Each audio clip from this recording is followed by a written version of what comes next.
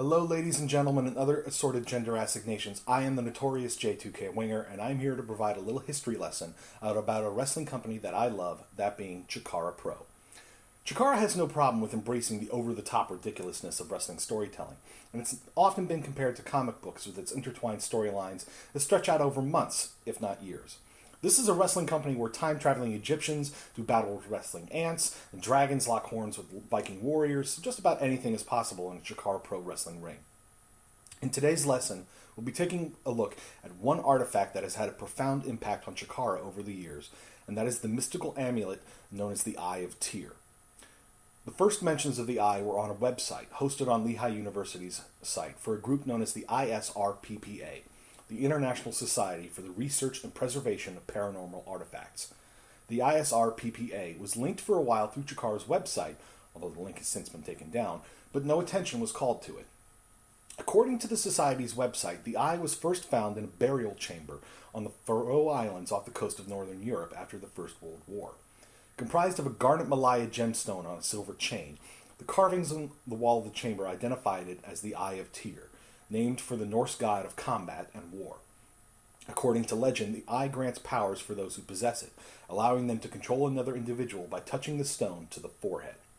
The legends also say that unless the eye is given away upon use, or if it is obtained through theft or nefarious means, the holder will suffer from bad luck or tragedy. The Society had lost track of the eye. Their records indicated that it had been held for many years in the private collection of an unidentified family before being stolen in the mid-1980s. It later turned up at auction in a neutral country in 1990 and changed hands between private collectors at least 3 times since then. What does this have to do with Chikara Pro? Well, I'm getting to that. Let's recall our last lesson about the Chikara Special and its influence on Chikara's history. If you'll recall, the secrets of the Chikara Special were leaked from the Technico locker room to the megalomaniacal UltraMantis Black, and from there it found its way to Chris Hero, who used it to unmask Equinox. The details of how it got to him came out much later, and for the benefit of chronology, I'll go ahead and outline them here. Mantis traded the secrets of the Chikara Special to Dr. Cube, the diabolical supervillain of Kaiju Big Battle, in exchange for the name of the wealthy Swiss collector who was believed to have the Eye of Tyr. Cube, in turn, traded the secrets of the Chikara Special to then-Commissioner Bob Saget, yes, that Bob Saget, who was being blackmailed by Chris Hero over some shady dealings that had taken place around the time of the tornado Cibernetico in 2007. Saget gave the secrets to Hero in exchange for his silence, but Saget's part of his trade with Cube was Hero's contract, which allowed Cube to use Hero to destroy his enemies in Kaiju Big Battle. When Hero realized what had been done, he exposed Saget to the board of directors, leading to Saget's replacement. So now we knew that Mantis wanted the Eye of Tyr, and by this point fans had discovered the ISRPPA's website and its records on the eye. But it wasn't until the start of 2009 that we received confirmation that Mantis had it in his possession. The Order of the Neo-Solar Temple had fallen far, and had struggled to find recruits that Mantis had deemed worthy, so he declared his intent to use the eye. At the Bobliographon in April, he made his move. Delirious had lingered at ringside after a victory by his team Incoherence, and he was accosted and kidnapped by Mantis and Crossbones, who dragged him away, the Eye of Tyr to his forehead. A month later, at the Aniversario shows, Delirious returned, now wearing the colors of the Order, and with a dramatic change in his personality. Gone was the cheerfully babbling maniac, replaced by a stoic soldier who would transform into a savage berserker at the word of command from UltraMantis Black. Mantis had turned him into his perfect weapon. However, pride goeth before a fall. Mantis believed himself too great and too devious to fall prey to the curse that legends have said would follow if he did not give up the eye, and so he kept it, and that is what brought the BDK down on him. It started with a hacking of the Chikara's website, leading to a message from the BDK warning Mantis that he had something that belongs to his family, and to return it or be destroyed. From there, it escalated. More video threats surfaced, and the BDK's spokesman would deliver a message to Mantis at the Young Lions Cup 7. The message was a warning. A war is coming. They taunted and haunted him throughout the rest of the year, and in increasing desperation, Mantis accepted help from the futuristic cyborg Vocator. It was all for naught, however. At Three-Fisted Tales, 2009's season finale, the BDK was tired of waiting and made their move. Revealing themselves and their sleeper agents, the BDK laid waste to the Chikara roster, and Vocator, in reality the duplicitous Tim Donst, absconded with the Eye of Tyr to the BDK's side. The BDK's leader, the Swiss mastermind Ares, used the Eye of Tyr precisely once. In February 2010, at A World of Comforting Illusions, Ares used the eye on Delirious again, sending him running out of the building in a torrent of babbling, foaming at the mouth and costing him and Mantis the Campeonatos de Parejas. However, Ares' work was more insidious than that. A few months later, Delirious resurfaced, clad in BDK white, as Ares' attack dog. For the rest of the year, Delirious would savagely attack anyone that Ares sicked him on. Mantis, meanwhile, had new followers at his side. The demonic duo of Oberian and Kodama, cloaked in hoods, followed him around, protecting him from threats, but his security was short-lived. The team had been trained in secret, away from the Wrestle Factory and the BDK's watching eyes, by Kizarni, Sin Bodhi. But Bodhi wanted payment, and he'd been promised the Eye of Tyr.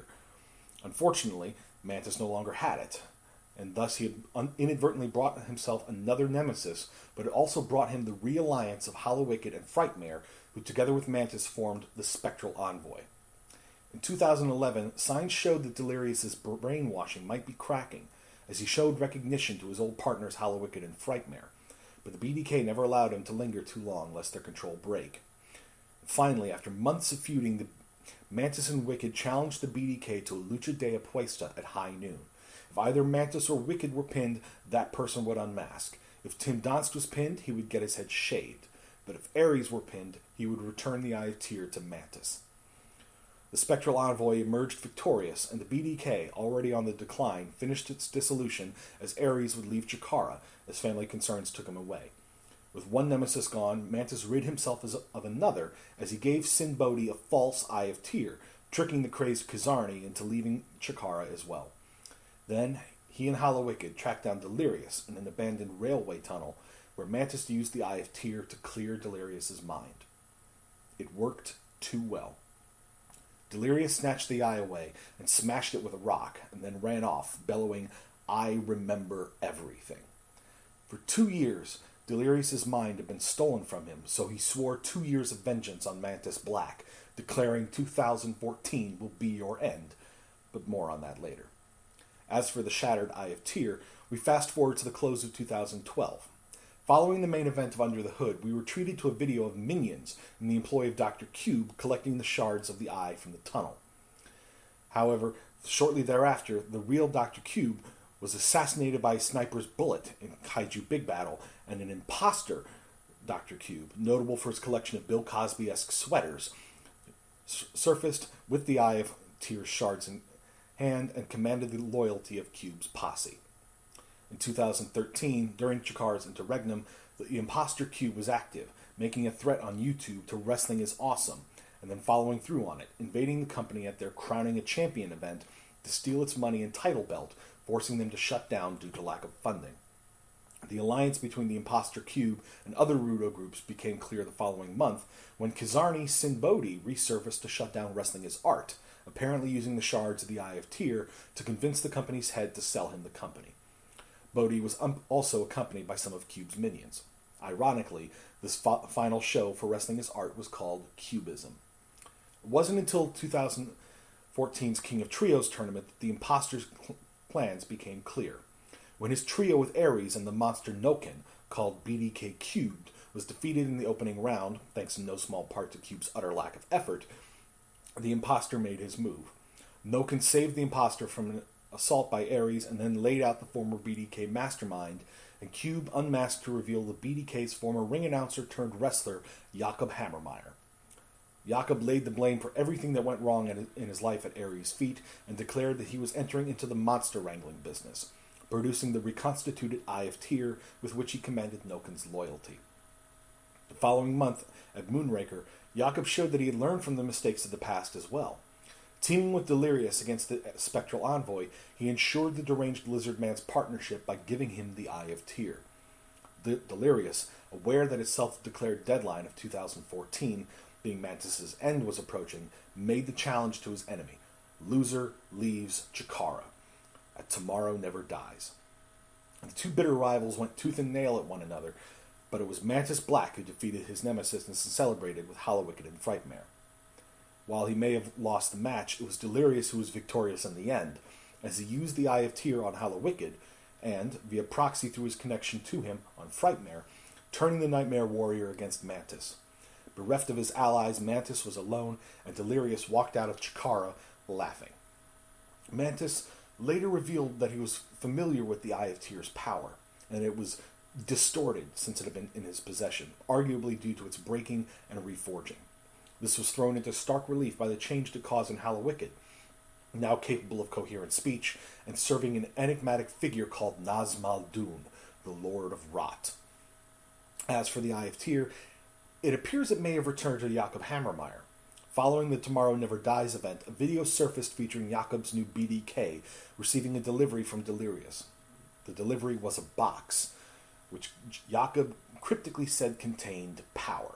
It is currently believed that it contains the Eye of Tyr. To date, that is the summary of the Eye of Tyr's influence on events in the Chikara universe. Will it ever be lost and buried so its curse no longer spreads? Who can say at this point? All we know is it is not something to be trifled with, and thus ends today's lesson. If you like this video, click the like button. If you want to see more videos from me, click the subscribe button. You can reach me on Twitter at J2KWinger. To join the discussion about Chikara, check out the official forums at Chikara101.com. You can follow Chikara on Twitter or on Facebook at Chikara Pro, or check out their YouTube account, Chikara Office. For all news, blogs, roster updates, upcoming cards, distribution of recent shows in digital format, go to ChikaraPro.com. For DVD and distribution of past shows in digital format, check out SmartMarkVideo.com.